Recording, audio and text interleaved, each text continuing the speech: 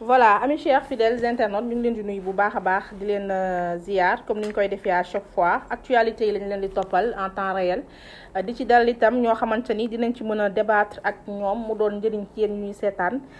tey nag ma amaat plaisir dalal Ndeye Sow Leila di présidente coalition Obus nekk koo xamante ni nag kenn dootu ko présenté ci li nga xam ne rek moom mooy Sénégal ci analyse yu pertinente yi nga xamante ni daf koy def ci actualité la ci aju balaa ñoo xuus ci lu ñuy waxtaanee Ndeye Sow maa ngi lay ziar amaat mbégte jàkkaarloog yow bàyyi la nga nuyoog ñuy seetaan à travers Buzz SN TV. maa ngi lay delloo ziar Fatou Bintou Rassoul di nuyu sa caméra woman bi tey moom sama xol dafa sedd ay jigéen rek ñoo ma wër macha allah. di nuyu sa nu ñu leen di woowee audit téléspectateur wala nan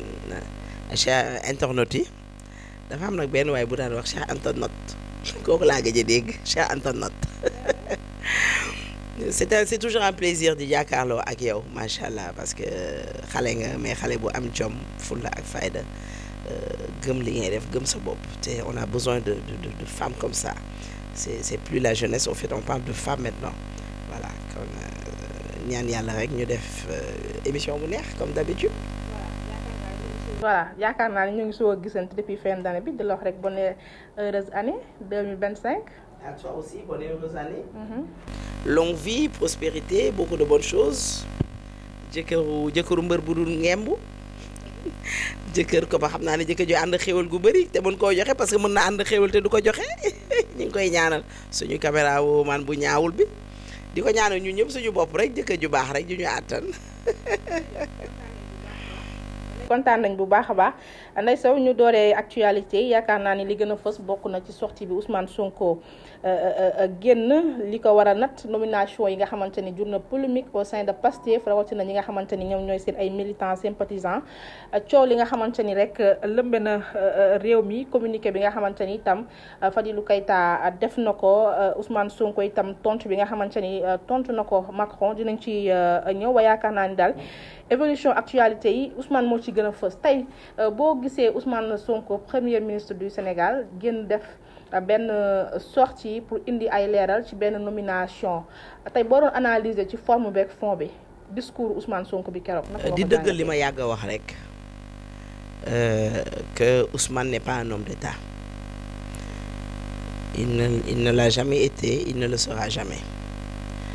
parce que être un homme d'État c'est pas facile. C'est facile, c'est pas facile.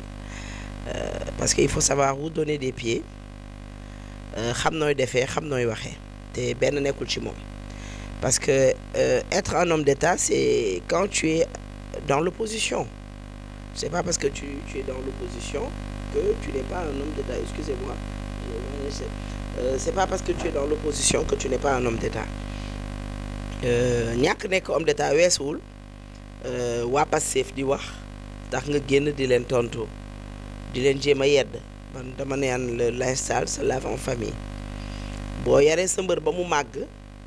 nii ñu def barki démb rek la ñu mën a def balaa moo daan kenn yow la yëkkati ba ci kaw teg la ci suuf loolu la waa Pastef wane yabaate gu mat sëkk la ñu wane ne Sénégal existé wut wane ne le Sénégal tourne que seulement autour de Pastef et Ousmane Sonko l'a montré hier la dernière fois quand il a fait sa sortie que Sénégal tourne seulement qu'autour de Pastef alors que le Sénégal n'est pas seulement le Pastef je pense que ñooñu dañ leen a war a éduquer yar dal seen kaw ndax suñu gisee ki ñuy wax Azoura Fall encore une fois muy déshonorer le président de la République déshonorer suñuy institution saaga woon na fi président de la République dara mujjul fenn mu ñëwaat tey jël photo président de la République di ko xotti jël photo président Diomaye di ko xotti et personne ne dit rien article 80 xaw ma 81 du dal seen kaw pour lan ñoom ñooy kan Ousmane je pense que bi muy wax ci yooyu la waroon a wax Ousmane tey la soog a xam ne dañoo war a respecter président tey la Ousmane Sonko war a xam ne soog a xam ne dañoo war a respecter institution musu leen a jàngal ne da ngeen a war a respecter président de la République parce que fii la ñuy jàpp son excellence le président Macky Sall lu ñu ko yekkul dañ koo fàtte moom ak ki njabootam ak gouvernement am ci noonu lañ leen yare moo tax nag ca commencement ba ma ne la ku yar sa mbër ba mu màgg balaa moo daan kenn yow lay yëkkati ba ci kaw teg la ci suuf waxu fi dara lu am bopp wala lu am genn. comme dañoo gis ni maanaam nomination yi dafa njëkkee ci Samba Ndiaye ba ñu ko njëkkee nominé maanaam réew mi 24 heures yooyu mu xaw a maanaam doy waar ñoom ci seen côté parce que ñu ngi doon génn di wax ku ci nekk yaakaar ni peut-être Diomaye moom mooy manœuvrer yéen ni Ousmane yëgul mu daal di def poste ne Diomaye dina rectifier li nga xamante ni moom la defoon Diomaye ñëw continuer li nga xamante ni moom la defoon muy décret bi mu jëloon ñu nommé waat ki nga xamante ni moom mooy Unar Awa je pense Bokar Ly Tall mu juraat même polémique mais bi yoon dafa nekk ñoom seen biir ndax boo xoolee ba nomination bi amee Guy Marius Sagna def na poste le DG de port def na poste maanaam Pastef ci boo xam ñëpp def nañu poste xaj lu koy taa génnoon na di jéem a maanaam dalal ñi nga xamante ne ñoo nekk biir Pastef mais jëriñul dara est-ce que tamit du loolu moom moo waral tamit mu génn moom Ousmane Sonko en personne pour xamal sénégalais ni maanaam divergence bi ñu yaakaar ni moom moo am diggante moom ak Diomaye amut ndax ci biir discours bi dégg nga mu ne carrément ni ñoom ñaar amuñu benn problème ndax Diomaye du def dara te moom yëgalu ko. ñii ils sont dans le faux total. Ils sont dans le faux total du ma ne sax flou parce que li ñuy def dafa leer ba mel ni muy dee ki montre parce que gis nañ transhumance yi ci législative yi pourtant ñi transhumé ñëpp est-ce que mos nañoo wax lu baax ci Pastef au fait pourquoi ciblage bi au fait Samba Ndiaye la Awa la pourquoi ciblage boobu ils ont peur de quoi ana Mimi Touré moo ne woon Ousmane Sonko yoruñu adresse Sweet Beauté wala naka am na neneen nu mu ko waxee yoruñu xawma lanu Sweet Beauté ana Mimi Touré ana Mary Teuw Niane mos na fait contre Sonko mos na fait contre le Pastef en 2019 il n'était pas avec le Pastef mi ngi nii tey jege président Mimi Touré ngi nii tey jege président ana Decroix àndu woon ak ñoom mi ngi nii jege Diomaye suñuy lim du ñu jeex ana Mame Boye Diao ana Ndoura Baldé ana Mo Ndiaye Rahma ana pas finir waaw pourquoi s'acharner sur Samba Ndiaye ak cette dame là cette brave dame intellectuelle te mën naa ne moo gën a intellectuel Ousmane Sonko gën a intellectuel le président de la République du seen moroom def ay ouvrage wone ni mu mënee ce sont des choses téléguidées man noonu laa ko gisee parce que Ousmane Sonko buy toog di wax ne man signature Samba Ndiaye benn ñaari signature la mais man ba tey sama signature demul y a problème li mu bëgg a wax mooy kon Samba Ndiaye jëlagut fonction mais mi ngi fayeeku Samba Ndiaye dina wax bés bu wax jotee moom dina tontu man ndax moom ak ma koo gëm borom dëj bi dina jooy dëjëm te kenn du ko jooyal kon ce sont des choses téléguidées Ousmane Sonko bii signature am dem na ci ñaari signature la bosam ak bosu Diomaye lan mooy problème bi ba ay sagaru nit yu tekkiwul dara génn di am li ñuy wax ci signature son excellence le président Bassirou Diomaye pour lan ay sagaru DG yu tekkiwul dara ñàkk tekki dara weesul ñu def le DG au lieu nga toog liggéey ci sa direction ngay lijjanti ku président ba nommé ak comme nu nommé di leen wan ne Diomaye tekkiwul dara li ma yàgg wax ne leen Diomaye ci seen ginnaaw loxo lañ ko teg nawloo wuñ ko ñoom dañoo war a xam ne yàlla Diomaye ma mu defoon muy ànd ak yéen di ut réew mi bokkutut ak Diomaye bii yàlla def président tey yàlla da leen a teggi ñoom ñëpp jël Diomaye teg ko président waa léegi des fois du ñu toog ba ci yàgg ne lan moo waral yàlla def lii le pourquoi de tout cela lan moo ko waral tegu fi Ousmane lan moo tax peut-être tegu fi Amadou Ba lan moo tax tegu fi Khalifa Sall Idrissa Seck keneen ak keneen pourquoi il se pose pas ces genre de questions là mais nit Ndiaye moo koy laajte man je me dis que lii waa Pastef di def di saaga Diomaye ce sont des choses yoo xam ne dañ leen ko sant mais pourquoi ce choix là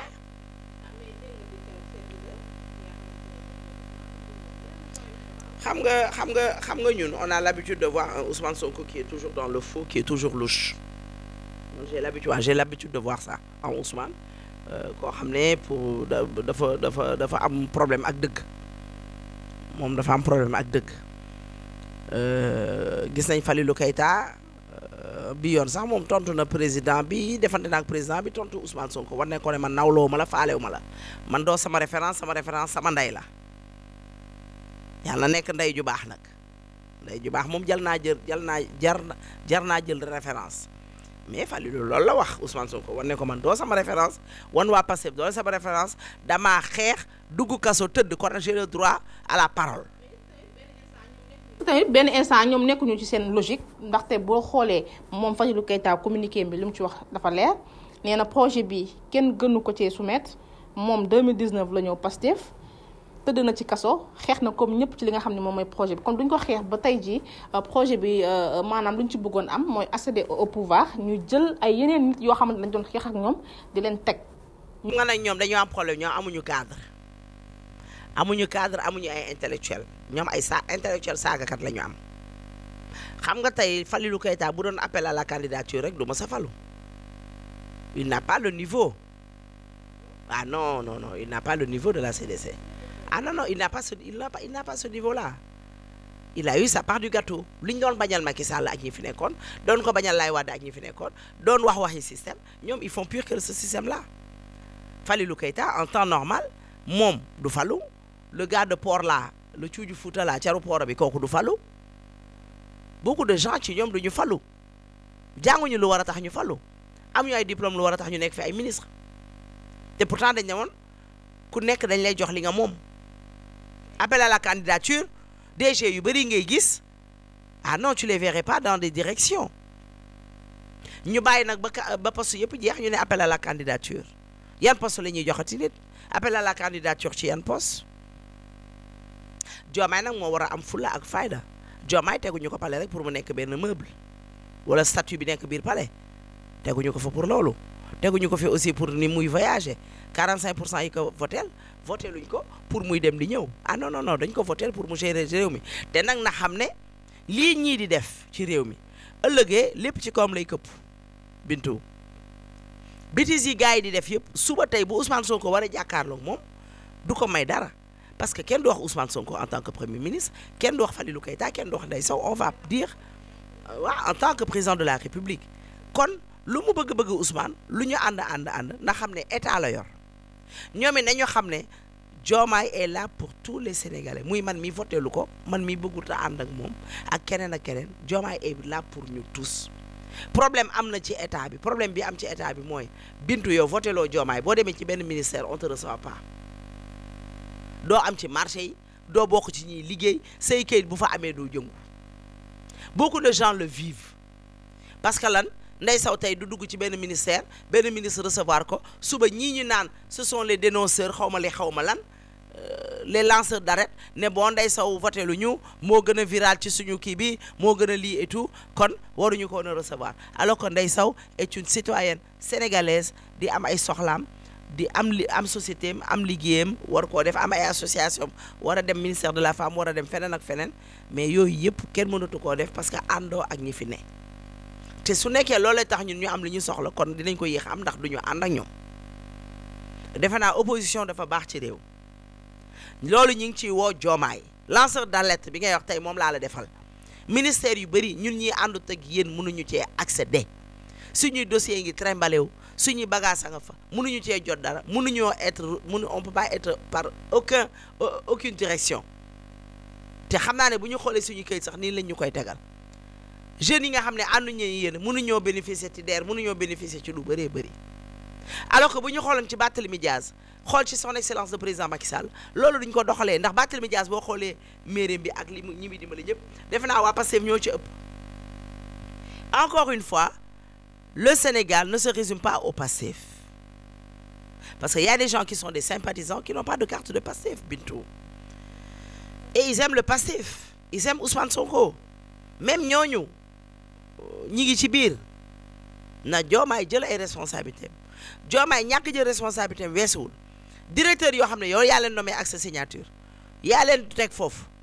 ñoom amuñu lu ñuy def lu dul di jël sa kàddu di ko sànni di la gaaruwaale ñii di la saaga defe naa bu meloon ni mu war a mel du def sortie médiatique du def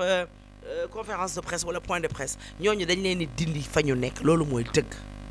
ce sont pas des gens indispensables j'ai vu 2 DG ñoo xam ne Guy Marius Sagna honorable député la kenn mënu la ko déshonorable député la kenn mënu la ko dara pas honorable mais un déshonorable parce que quand on dit que député du peuple je pense que tu es là pour tout le monde tu n'es pas là seulement pour Pastef encore une fois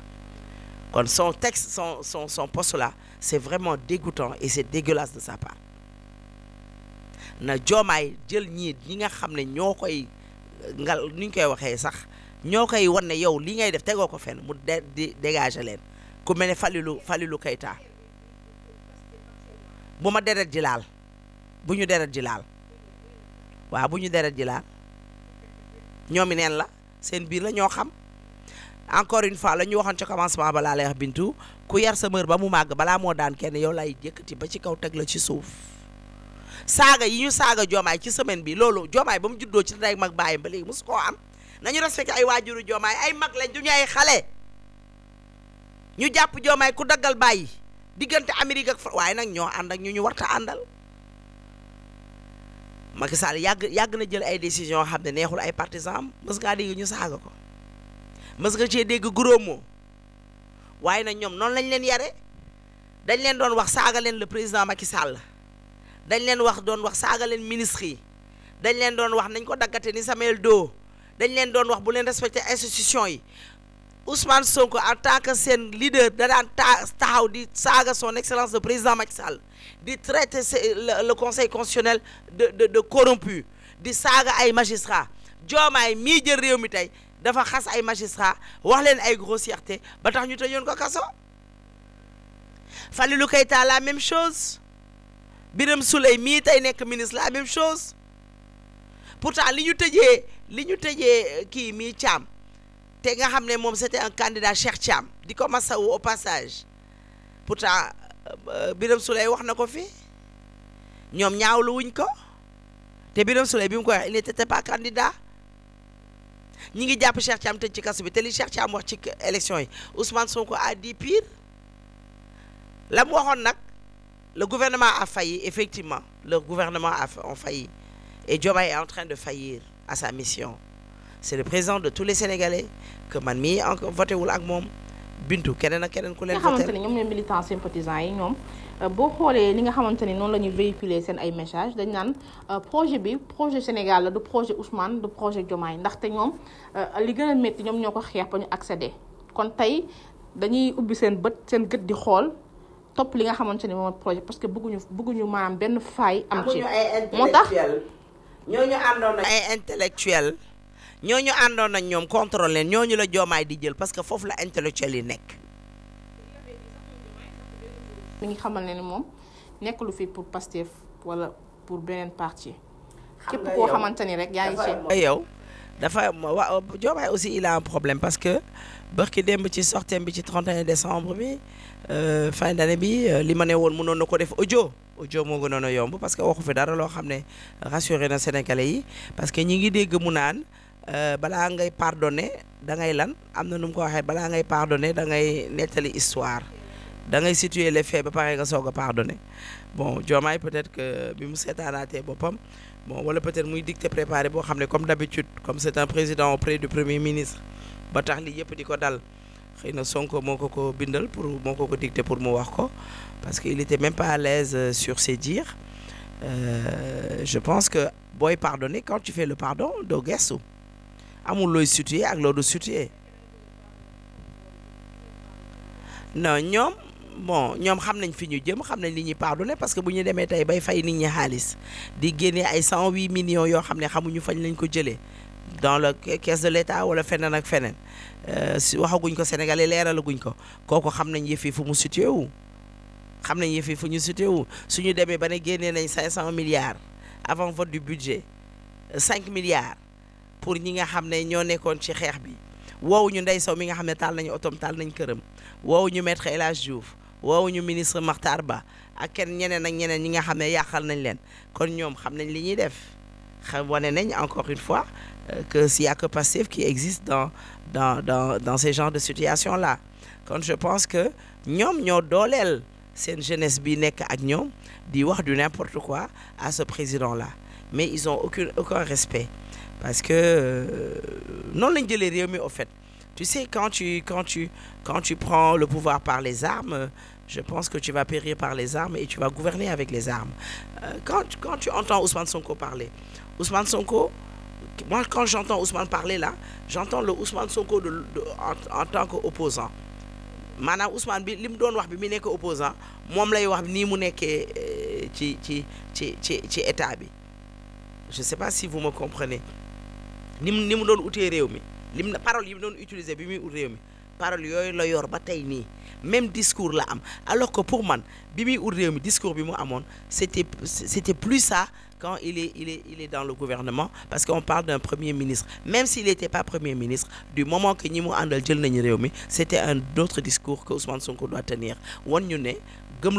ma wan ma ne ma ndey yow lii ngeen soxla ci réew mi dinañ ko def mais du ma am benn Ousmane Sonko boo xam ne bi muy ut réew mi ngi wax lu du dëgg naan dëkk bi lii manqué na lii manqué na lii manqué na et tu viens au pouvoir et tu continues à me dire que lii manqué na lii matul lii am na sàcc nañ lii sàcc nañ la on n'a pas besoin de ce Ousmane Sonko là mais encore une fois dañuy wan li nga xam ne mënuñu ko seen tolluwaay ñoom noonu la ñu toll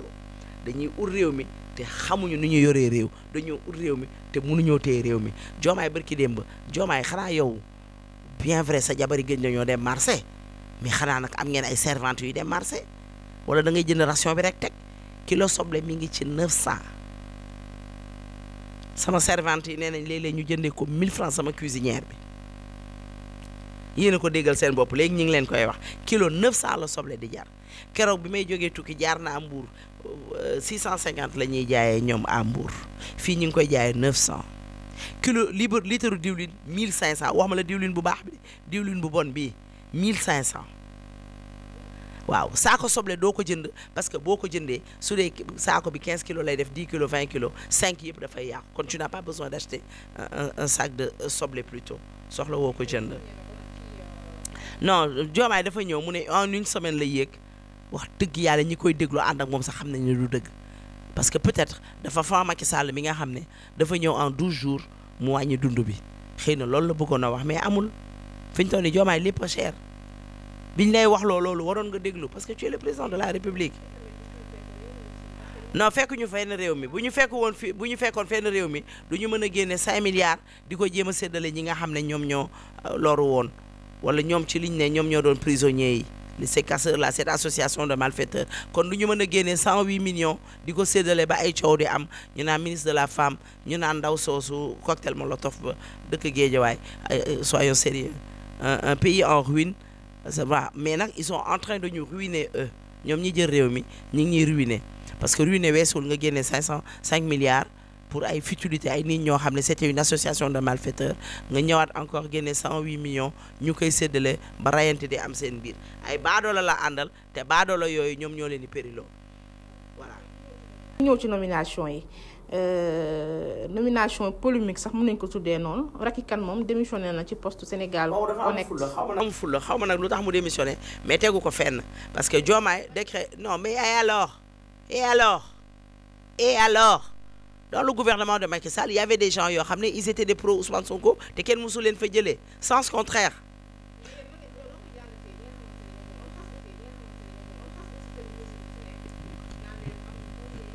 mais parce que amuñu projet dama ne mais soo ñëwee moom bu ko woowee nag ne ko ñëwal dimbale ñu ci ñu defar projet bi lu tax doo ànd ak ñoom choix la ñooñu ce sont pas des politiques yoruñu parti politique bu ñu waree liggéey seen réew ils le font pour le Sénégal parce que c'est Diomaye qui les a tendu la main ñëwuñu ci Diomaye saraxu ko de ko liggéey ak ñun Diomaye moo ñëw ne leen liggéey leen ak man ah si lu tax bi Covid bi amee Ousmane Sonko dem wuy ji Macky Sall loo gis am na lu tax gis na dans ce pays là su ñuy wax normalité ba waa Pastef di ko wax waaye yéen waa Pastef si on était dans un pays normal wala yéen ngeen normal Ousmane Sonko ne serait pas un premier ministre au Sénégal on peut pas prendre jël koo xam ne benn xale bu jigéen jiiñ na ko viol ñu ne jël suñu justice bi atte ko en tant que corrupteur de la jeunesse yëkkataankaayu xale ñu lay jël di la def premier ministre kooku waratul woon sax jege xale kon déjà on n'est pas dans un Sénégal normal ñàkk a nekk dans un Sénégal normal moo tax yéen ngeen am fit taxaw nii di wax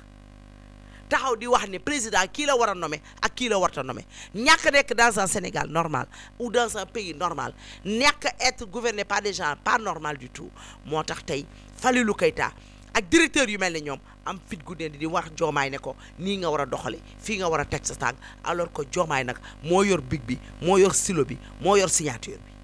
voilà. tey Awa Bocar Tall lii xaw ma je sais pas ki ñu nommé Sénéra mi nga xamante ni moom it jur na ay polémique yu bari bari nomination bi dem saan nga ci Maimouna Ndour Faye déglu nga li nga xamante ni wax na ko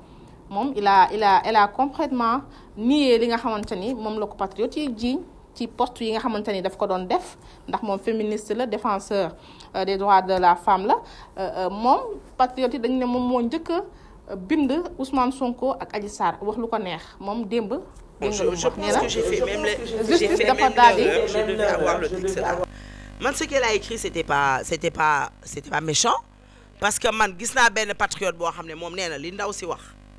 li maire boobu wax moom wax na ko patriote la moom li mu wax mooy Ousmane Sonko waru woon dem foofu warta yor ñaari jabaram man la ma wax la keneen ak keneen wax la wax Ousmane Sonko au fond de lui dama ne la au fond de lui nga ne mu ne la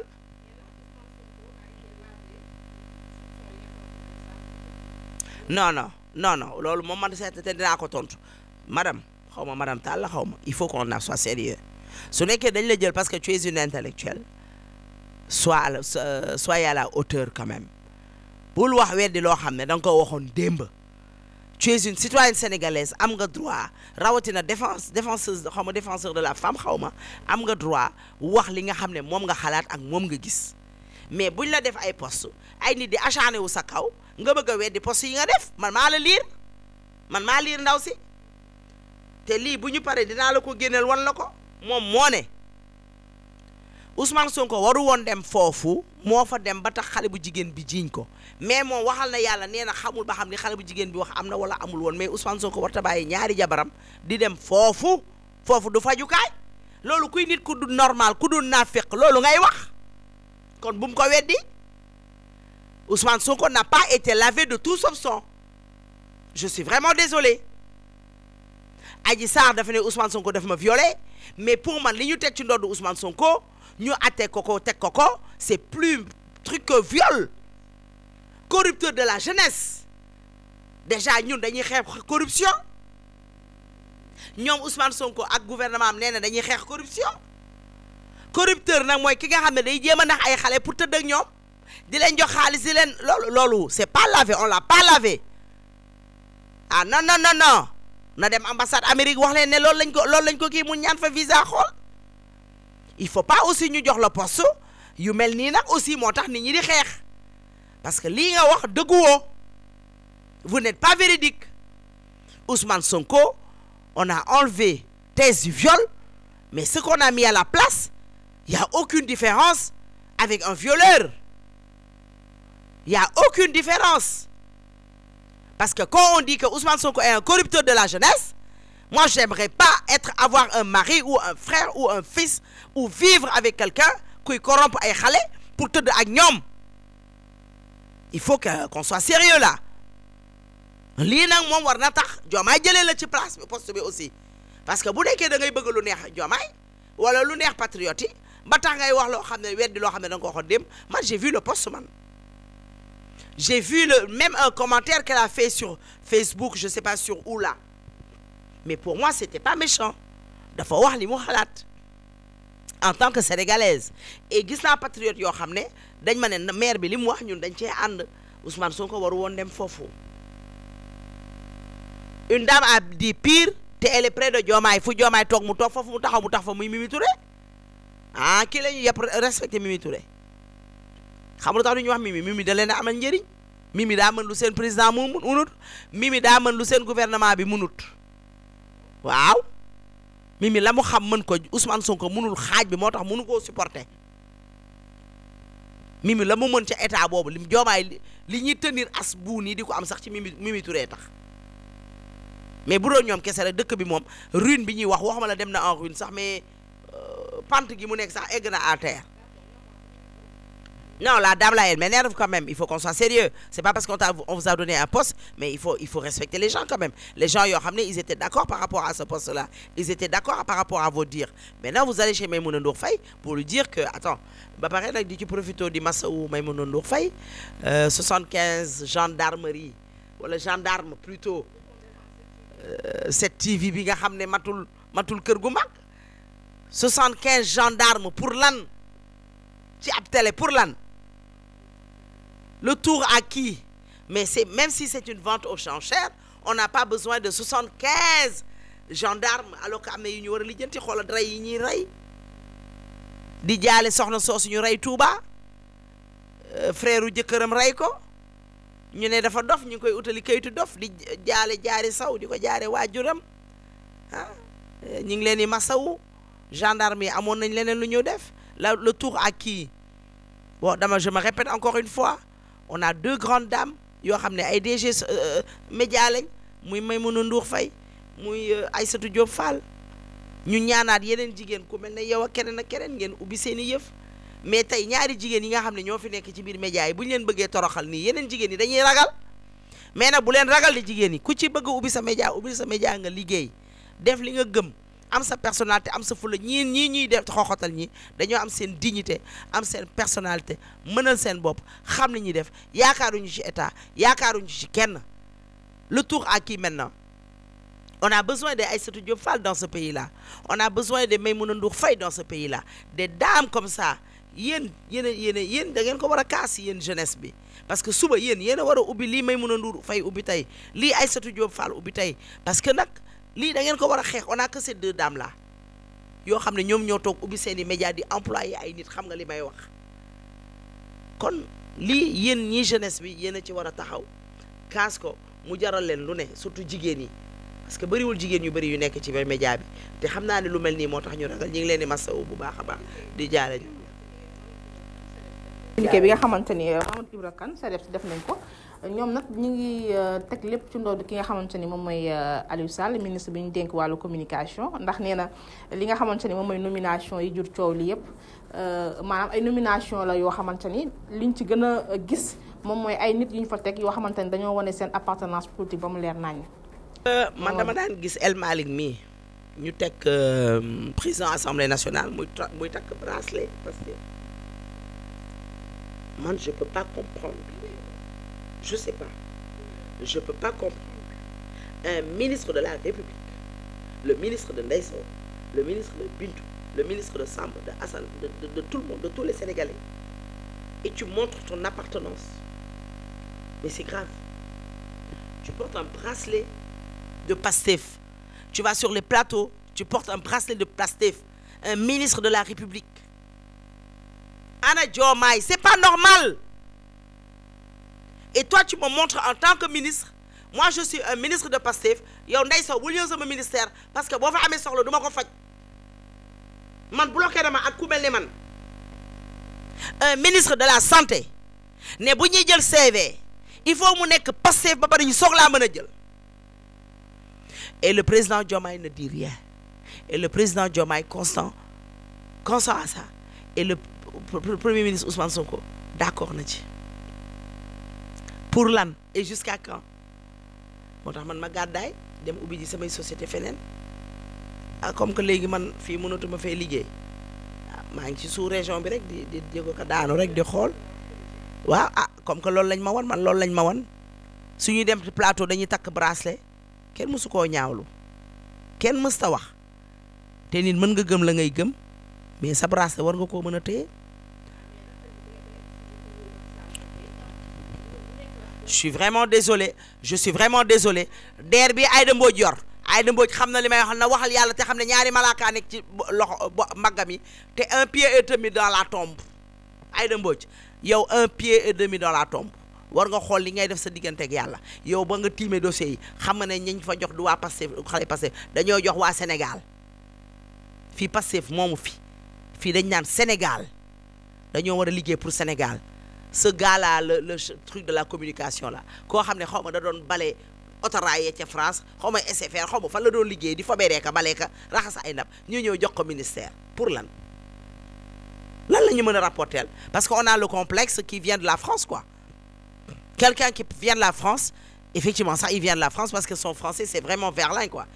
Il a un mauvais français. ci koo xam ne yow nee nga France nga dëkkoon fa nga doon liggéeyee et maintenant tu viens pour diviser notre Sénégal quoi. Aïssatou Diop Fall n'est pas d'accord avec nous mais attends ñooñu amuñu fu ñu d'accord fu ñu dul d'accord ay professionnels lañ di liggéey yow seen liggéey lii bu Ndeye Sow defee lu mu war ñu wax su état bi defee ñu wax su opposition bi defee ñu wax amuñu ku ñuy àndal amuñu ku ñuy far amul ku leen di jox xaalis amul ku leen di jënd ndax man yaakaar naa ne ñooñu amuñu njëkk comme man ni ma amulee njëkk comme yow ni nga amulee njëkk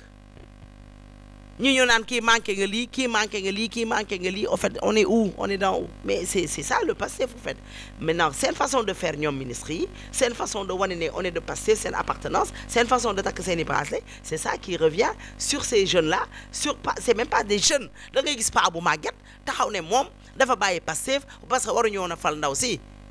maintenant nag c'est Diomaye qui doit siffler la fin de cette récréation là Diomaye moo war a siffler fin wu récréation bi dafa doy Diomaye ak ministre mi ak DG yi cours de récréation moo leen boole bokkuñu classe Bintu il faut que Diomaye ci boppam parce que xam naa ne yow Diomaye xamoo sa valeur ak sa njëkk yow ñii nga àndal cours de récréation moo la boole ak ñoom bokkoo leen classe on parle du président de la République du Sénégal tey lu ñu non ak moom ñoom war nañ koo mën a jox cër segam ñun ñi àndut ak Diomaye bokkuñu fa ñu far ñoo ko mën a jox cër asama ñoom c'est une institution c'est pas la personne de Diomaye qui m'intéresse et heure bu ma ko waree critiquer dama koy critiquer parce que man maa moom Sénégal man maay Sénégal man lay liggéeyal ñoom ñëpp suñuy mindaan lañ pour lan man ma war a am soxla ci ministère ñu ne man duñ ma ubbil buntu yi parce que ànduma ak ñoom alors que man sama impôt lañ leen di fayee sama xaalis lañ leen fayee l'argent du contribuable la ñuy fayee gars yi yooyu yëpp nañ leen waxtaan wax dëgg ca la Bintu il faut qu'on soit sérieux et qu'on laisse ces médias là travailler ce sale là s'il veut faire plaisir à Ousmane Sonko na ut beneen sens Ousmane Sonko xam na ne ñi mu àndal ñëpp ay lèche lañ on a des ministres qui ont baissé leur culotte on a des ministres qui ont baissé leur culotte des ministres yoo xam ne amuñu fitu def dara kañ nga gëj a dégg ministre de éducation xaw ma lan wax école bi mu tijjee ba tey problème yi am université yaa ngi grève seen bourse yu ñëwut mais ñoom mënuñu sax jël benn réaction bu ñu amal seen bopp des gens yoo xam ne ils ont toujours été des autorités des gens yoo xam ne ils ont toujours été des grands monsieur des gens yoo xam ne ils ont toujours été des quelqu'un et ce sont ces gens là maintenant qui se sont rabaissés qui ont baissé leur culotte devant Ousmane Sonko xam naa Ousmane Sonko des fois dina toog ba ci àgg ree daan ne nag moom il est Dieu père sur terre quoi non dëgg la des fois dina toog xam ne moom ñi mu àndal ay faux type lañ parce que doo jël sa yaakaar teg ko ci benn nit koo yaakaar yàlla la yaakaar Bintu. actualité yi ñuy xaar ñu ñëw ci discours sur l'Afrique Ousmane Sonko Macron ginnaaw bi mu génnee ci conférence des ambassadeurs de la France dafa daal di tenir ay propos courtois noonu la ko Ousmane Sonko jugé ci nga xamante ni ñoom ñooy les dirigeants africains ne ñoom bu ñu amee tey seen souveraineté grâce à la France Ousmane nag daal di koy tontu à travers benn post sur Facebook xamal ne ko ni France amul capacité amul légitimité pour assurer sécurité Afrique. Macron li mu wax qui vivra verra mais lii sama benn xarit wax malheureusement en Afrique on a des petits apprentis hommes d'État c'était pas à Ousmane Sonko de répondre encore une fois le répondeur automatique muy Sonko c'était pas à ce répondeur automatiquement là de répondre dafa am benn haine envers Macron bu mu ko jàppal mooy il était dans l'opposition Macron jàppale wu ko Macron c'est l'État ça c'est l'État française ça c'est l'État dama ne la am na loo xam ne waru ko wax mais dafa wax li mu xalaat baat ak tontu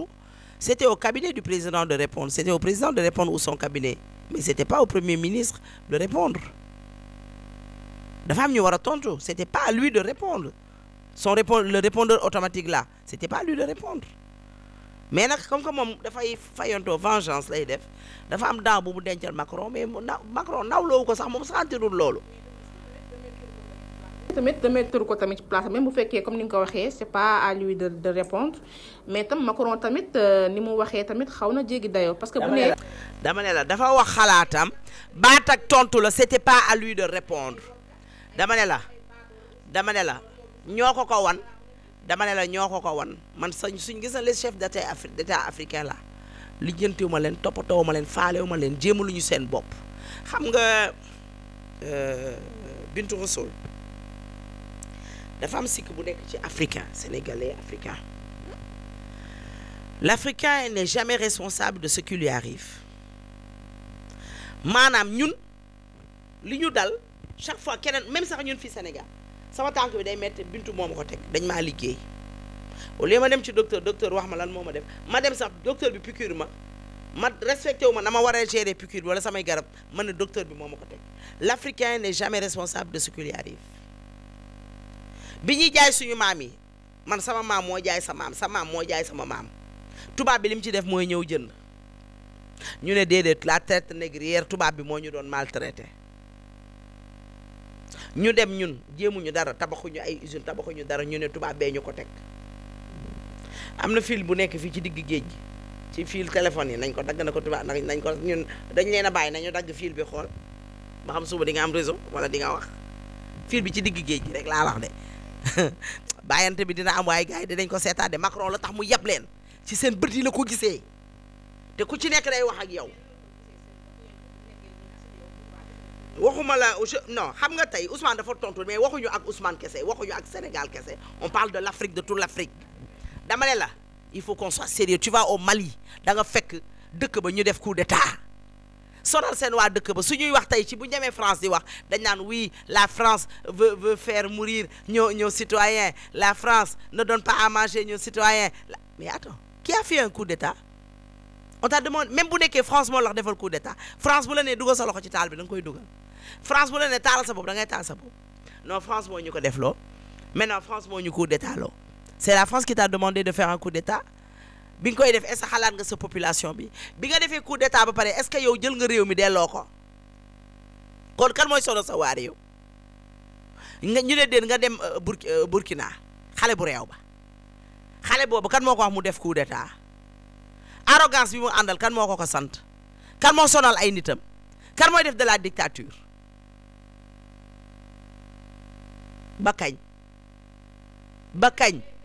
ba kañ ñoom ñoo yàgg bootu ci tubaab bi on n'a pas de dirigeants responsables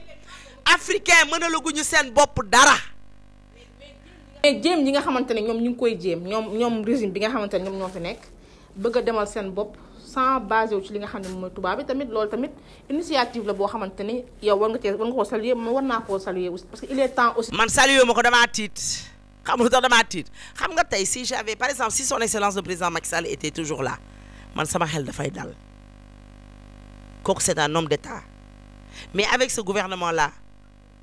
on n'a pas des hommes d'État avec ce gouvernement-là Seydina Mohamed laa la giñal waxewu ma ko loolu que ce soit le Sénégal que yeneen i dëkk mënuma am Guinée gii mu def coup d'État ñu ne boo defee coup d'État nangam ci weer ngay toog soo paree nga joxe ko nga toog ci kaw nguur gi ba tey joxe ko ay nit di dee nga dugg Niani nga dugg Burkina nga dugg Mali c'est la même chose militaires yi téye ko ne duñ ko joxe waa léegi nga ne yow doo tiit yow boo yoree réew mi nga nekk buur di bummi kooku mën a la gum na boppam suñu dëkk bi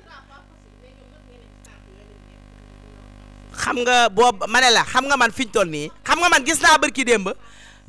Bintu bi gis naa barki démb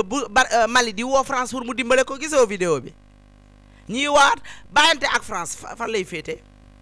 est-ce que mbaa dinañ bàyyi lépp Bintu baax na ñoom man waxu Ousmane dafa tontu nii warul tontu encore une fois c'était pas à toi de répondre tu as une grande bouche petit tu parles trop il faut la fermer des fois c'est pas à toi de répondre c'est au président de répondre ou à son cabinet c'est pas à toi de répondre en bu mu denjal la Macron nawloowu ko xam nga li ma jaaxal ñun booba tey ñun ñooy wax doo dégg benn tubaab bu ñu tontu doo leen dégg ñu ñuy tontu chaque jour Ousmane Sonko France dégguñu ko kii bi mu faloo fu mu njëkk a dem France la njëkk a dem li ñuy wàccu man de waxuma bu ñu wàccu mais li ñuy wàccu buñ ko lekkaat te bu ñu bàyyi nañu bàyyi léppay France J'ai parlé avec un ami général français mu ne ma dans toute l'Afrique seul le Sénégal moo am armée bu dëgër moo am ay armes yu baax yu dëgër ngal la nag suñu armes yu dëgër yooyu nga xam ne Macky Sall moo ko fi jëndoon teg ko fi lu ne ñu yàq lu ne mu dégg ko nag lu ne mu dégg ko armes yooyu man ab tubaab général tubaab war na ma ne yéen armes yi ngeen am benn dëkk Afrique amu ko général colonel yi ñu am ak armée bi daal la fa nekk benn dëkk Afrique amu ko ngala suñu loolu nañ ñu ko sàmmal ndax loolu ci gémminu tubaab laa ko déggee ngala nañ ñu ko sàmmal waaye dama ne la Afrique moo pareegul pour gérer boppam dañ ñu ko woon ci seeni coup d'état dañ ñoo woon bi ñu jëlee réew mi ni ñu koy gouverner ñii jël réew mi dañ ñoo woon ne ñoom pareeguñu pour gérer seen bopp luñ en 9 mois 10 mois bientôt 1 an lan lañ fi def qu'est-ce qu'ils ont foutu dans ce Sénégal là France dem bon ils ont trouvé un pays ruiné peut-être ruiné comment yàq ay infrastructure yàq ay terre yàq ay der toj ay kër jaamu taal ay kër piller des Auchan piller des banques piller des stations piller des stations xale yu góor ya fa doon liggéey ñàkk liggéey ay doomi jaamur ba tey ñi ngi dee ci géej gi ndax liggéey yooyu ñu ñàkk effectivement ils ont payé pas en ruine mais ruinés et ils ont été ruinés par eux ñu ñëwaat encore nag di jël pays bi di ko def en ruine ils ont pris un pays en ruine ruiné boo xam ne ñoo ko ruiné en ruine bi nag mi ngi soog a am non nan lañ ko fi fekkee ruine bi yaa ngi fay ba nga yéega ba tey yaa ngi fay ay salaire te da nga fekk pays bi en ruine budget ba ñu voté woon yow moom nga delloowaat da nga fekk un pays en ruine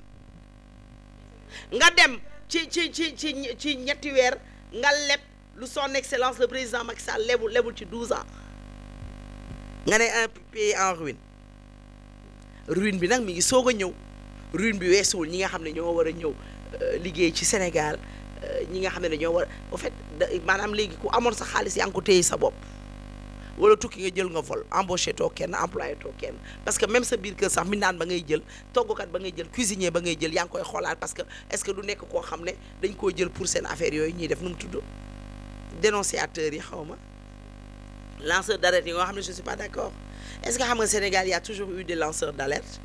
et ils sont dans la police ce sont des hommes de tenue yoo xam ne tey peut-être mooy dof bi ngay romb mu toog ci sa buntu kër peut-être mooy jaaykatu café bi nekk fii xëy na mooy taximan bi lay jël il y a toujours eu des lanceurs d'alerte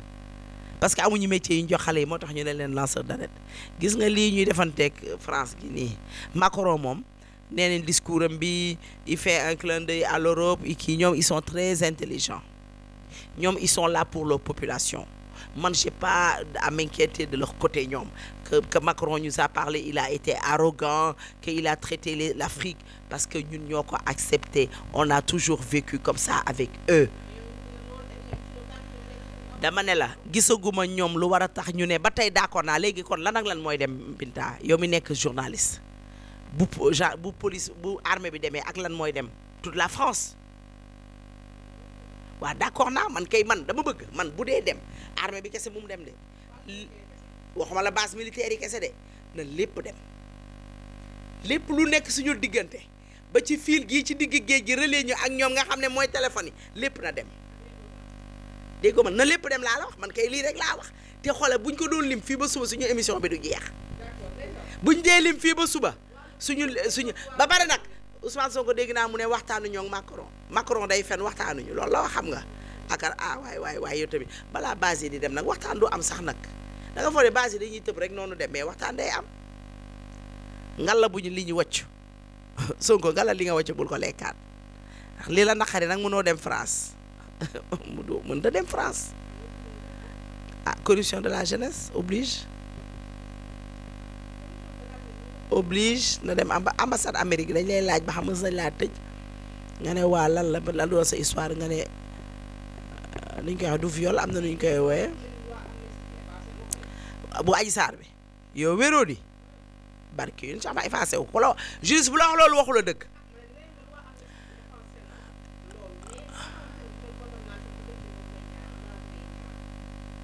dama ne la day fay Mame Mbaye Niang dañ ne loi amnistie bi moom ak Mame Mbaye Niang la yóbbaale moom ak Mame Mbaye Niang mais terewul day fay Mame Mbaye Niang 200 millions fayal bor bi 200 millions may ma yow bàyyil ma partisan boobu kooku c'est un partisan c'est plus un avocat kooku partisan la non may ma leeral foofu sénégalais yi déglu ma dama ne la day fay Mame Mbaye Niang 200 millions loolu amnistie bi bu ko yóbbaale woon sax xaalis bi nga war a fay dédommagement intérêt yi da nga koy fay moom ak Adji Sarr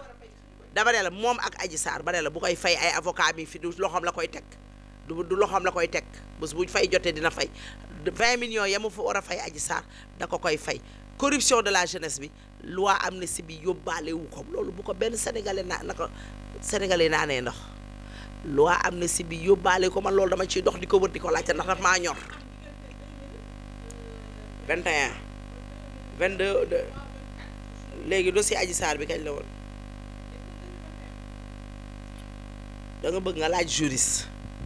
loolu c'est des trucs personnels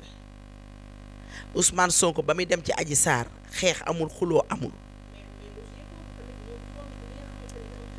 dama ne la corrupteur de la jeunesse bi bokkul ci amnistie bi tey bokkul ci amnistie bi suba dossier Adji Sarr la gis naa Khady Ndiaye yor làmbinam bu rëy mu war a dem tëdd ji ay 2 ans ñi ngi laaj procureur bi mu def liggéeyam may ñëw muy wax naan dafay laajte waaye ñu atte ko yow waroo yow buñ doon nekk ci dëkk bu normal yow Ndeye Khady waroo toog di wax yow miy ubbi sa salon wu bon di def lu bon di fa sobe di yee suñu doom yeeg suñu sët yeeg suñu xale yi di leen def loolu bon. sortie bi li nga xamante ni tam indi na ko ci ay leeral Ndeye Sow seetaan nga ko. li nga xamante ni wax na ko sénégalais li ñu ko doon diaboliser dafa ubbi salon boo xamante ni da doon maanaam jaay xale jigéen ñi yooyu yëpp gis nga indi na ci ay leeral itam sorti boobu ba nga ko gisee bu Ndeye Khady. oui ma gis nga kii man je m'attarde pas sur cette bembèche là cette vieille chipie là man je m'attarde pas sur elle ci lu bon lay dox lu bon la xam ci lu bon la amee lu muy am nii mu am li muy wax li mu wax tey ak la mu waxoon ca ndaw soosu nekk France ak la mu wax ci yeneen télé yi c'est diamétralement opposé te gars yi tegal nañ ko nit ku bon la. su dëkk bi tàkkee moom ak capitaine Touré am nañ ci wàll bu rëy te déjà wax na ko dugal na capitaine Touré kon na bàyyi wax voilà. ci wàllum luubal bi nga xamante ni annoncé nañ ko plusieurs fois ci xaalisu alal sax xaalisu réew mi nga xamante ni tudd nañ ci ay anciens dignitaires yi nekkoon ci régime bi fi nekkoon mooy régime Macky Sall tey annonce yooyu noonu. ban xalaat nga ci am wala ban jàngat nga ko gisee ak ay influenceurs yoo xamante ni mooy wàllum luubal xaalisu askan bi ñu tudd ci anciens dignitaires yi nekkoon ci magistère le président Macky Sall ak ay influenceurs yoo xamante ni nee nañ dañ leen doon jox ci xaalis bi sans autant ñu liggéeyal lenn ci seen réew alors que boobu jeunesse baa ngi fii soxla liggéey soxla lépp.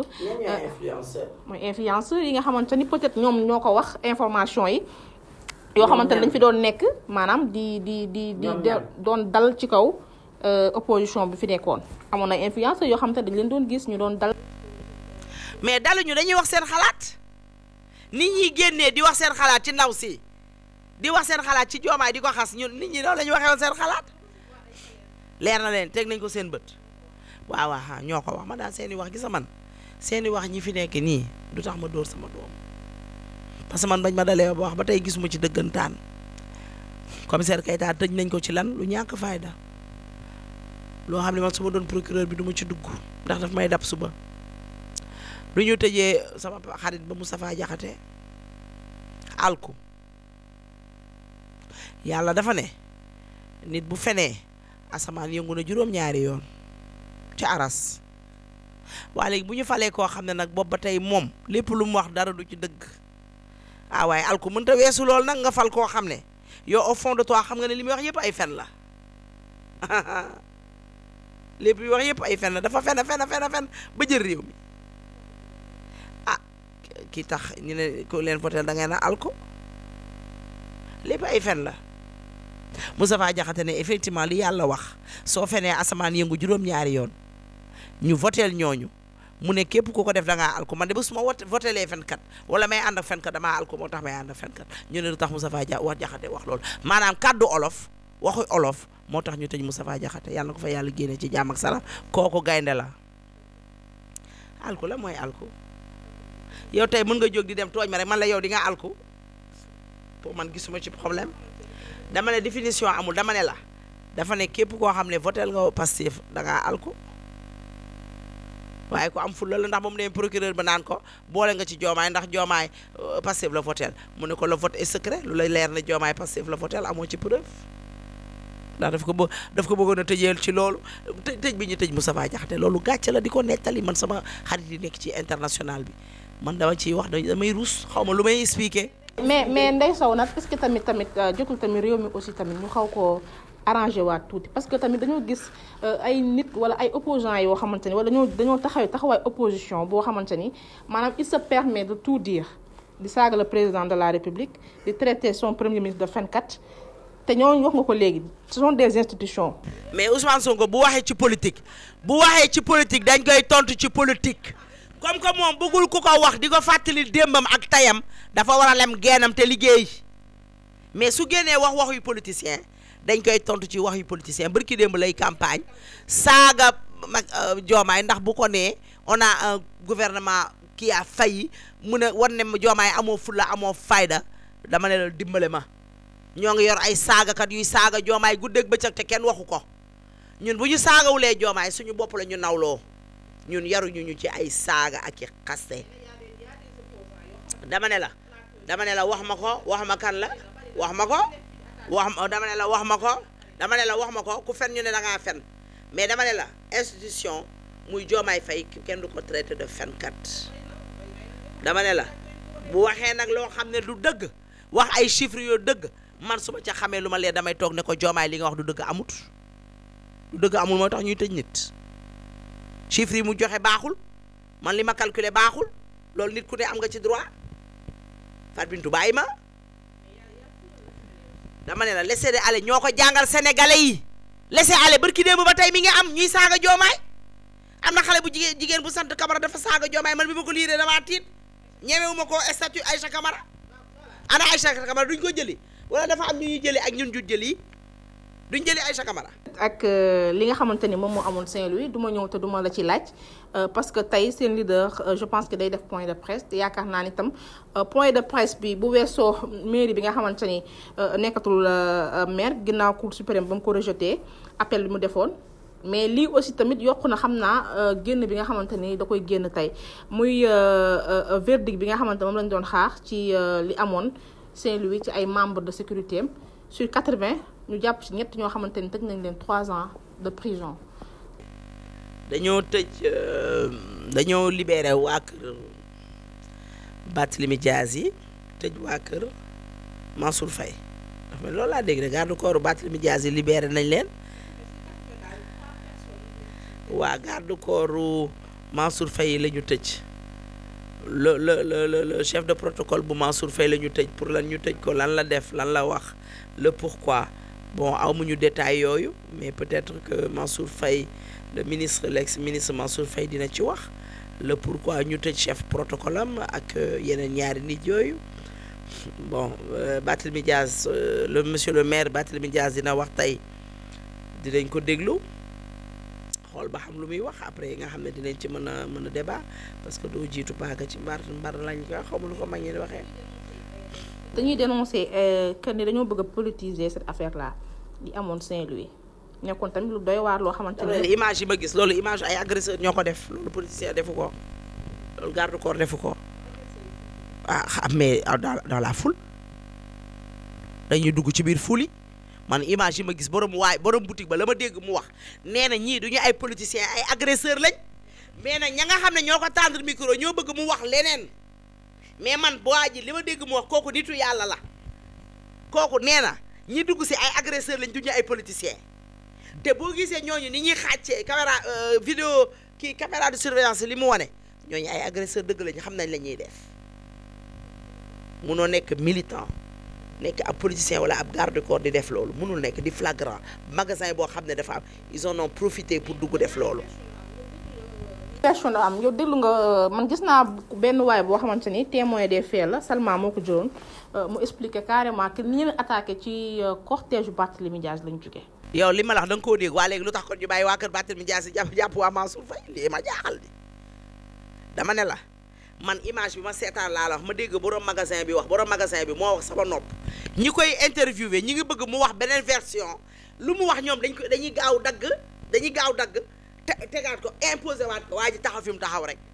lii kay yow maa ko seetaan waxuma la dégg naa de soxna Bintu man maa dégg sama nopp bi waa ji mu ne ñi ñëw du ñu ay politiciens du ñu ay manifestants ñii ay agresseurs lañ ba ñu ñëwee dañoo xam ca kees ba lañ tibb jël ci ay bagages dem seen yoon waa léegi nag nooy nekkee ci ab cortège nga jël sàcc tibb xaalis takk deret jël ay dàll ki bagages ki yëre dugaat ci biir cortège bi quand même soyons sérieux Fat Bintou xaw ma ko def enquête bi mais je pense que war na xoolaat bu baax gis na bu ñu xamee ne xoolee ne àdduna bi lépp ci ay nettali lay mujjee Fat Bintou àdduna bi lépp ci ay nettali lépp na rafet dara jaru ko du alalu àdduna du nguuru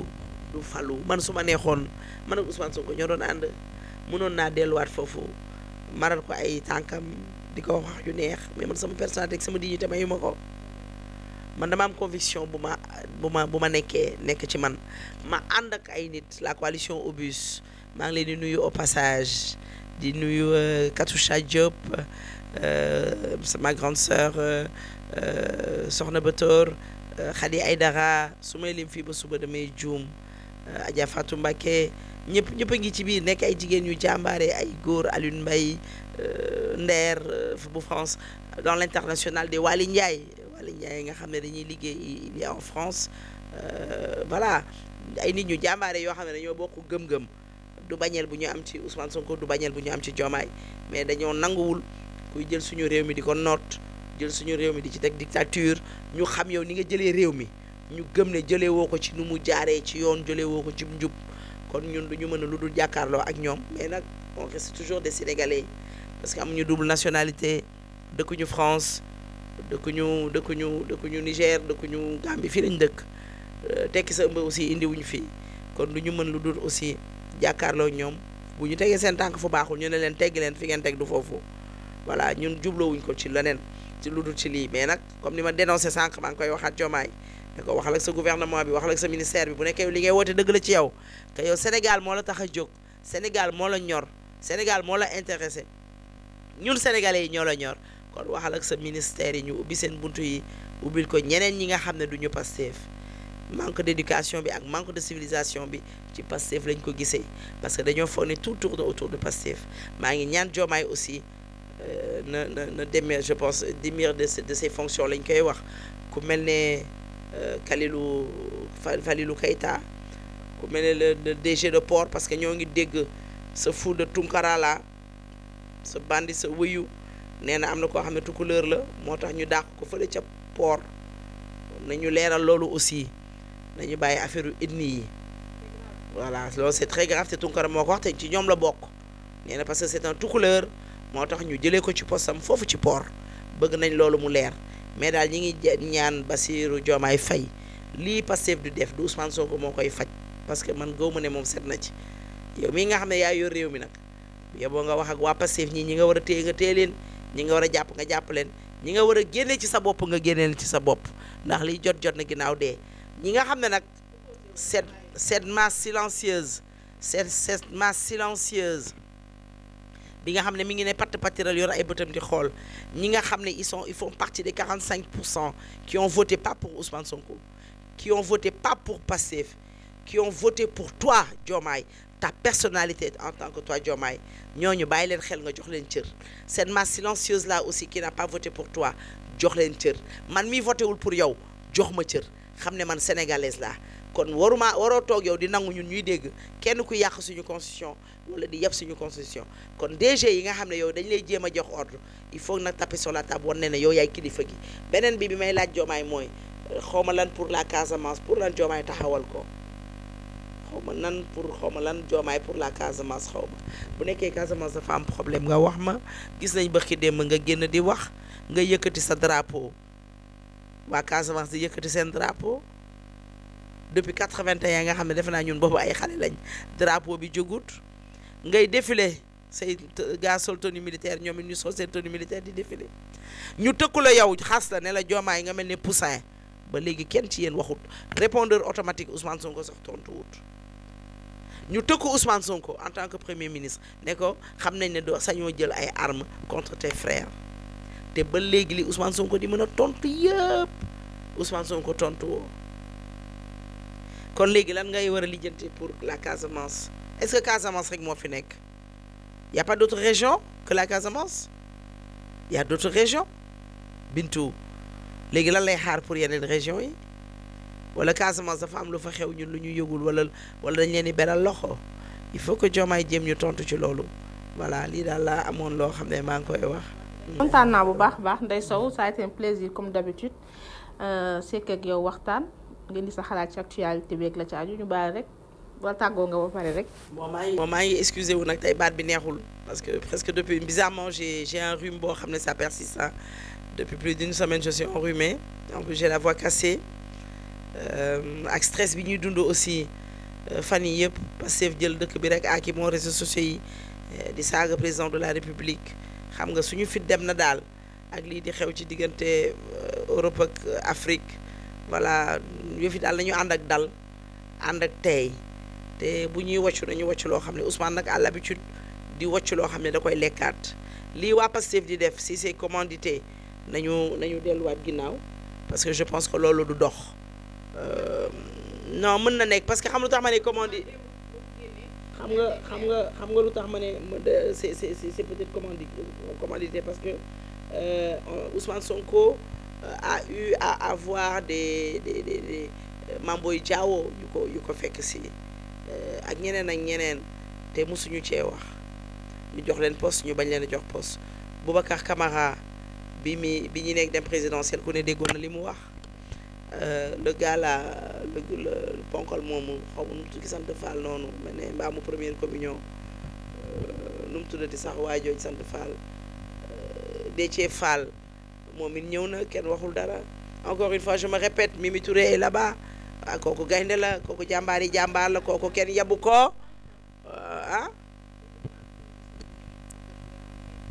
bon il a tu sais que moi je vois dans Pastef wala dans ces dajaloo là des gens frustrés